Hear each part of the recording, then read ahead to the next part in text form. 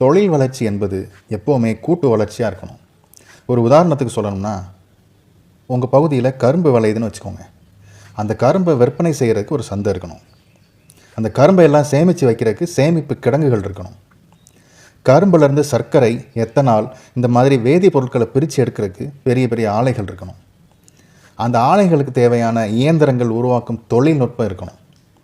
அந்த இயந்திரங்களுக்கு தேவையான மின்சாரம், உதிரி பாகங்கள், மென்பொருள், தொழில்நுட்பம் அப்படி எல்லாமே பக்கத்திலே கிடைக்கிற மாதிரி ஒரு வழி இருக்கணும். இதே மாதிரி ஒவ்வொரு மூல தொழிலுக்கும் அது சார்ந்த பல்லாயிரம் சார்பு தொழில்கள் இருக்கும். இதுதான் கூட்டு வளர்ச்சி.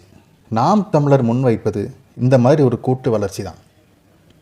ஏதோ ஒரு வெளிநாட்டு நிறுவனத்துக்காக கோடிக்கணக்கான பணத்தையும் இயற்கை வளத்தையும் செலவு செஞ்சு அவங்களுக்கு தேவையான பொருட்களை நாம் உற்பத்தி செஞ்சு கொடுக்கறது நம்முடைய வளர்ச்சி ஆகாது. பல வெளிநாட்டு நிறுவனங்கள் தமிழ்நாட்டில் தொழிற்சாலை கட்டி கார் உற்பத்தி பண்ணுறாங்க. உற்பத்தி செஞ்ச கார்களை எல்லாம் பல வெளிநாடுகளுக்கு ஏற்றுமதி பண்ணுறாங்க. இதே தொழிற்சாலையை அவங்க நாட்டிலே தயாரித்து ஏற்றுமதி பண்ணலாமே, ஏன் பண்ணலை? ஏன்னா ஒரு கார் உற்பத்தி பண்ணுறதுக்கு குறைஞ்சது 4 லட்சம் லிட்டர் தண்ணீர் தேவை. அப்படின்னா பல்லாயிரம் கார்கள் தயாரிக்க எத்தனை கோடி லிட்டர் தண்ணி வேணும்? கொஞ்சம் யோசிச்சு பாருங்கள். இந்த கார் தொழிற்சாலை என்பது ஒரு சின்ன உதாரணம் மட்டும்தான்.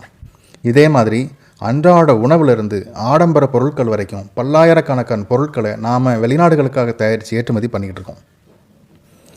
வேலைவாய்ப்பு அப்படின்ற ஒரே ஒரு வார்த்தையை மட்டும் சொல்லிட்டு மறைமுகமாக நம்முடைய இயற்கை வளங்களை அழித்தொழிக்க மட்டுமே இந்த மாதிரி தொழிற்சாலைகள் உதவும்.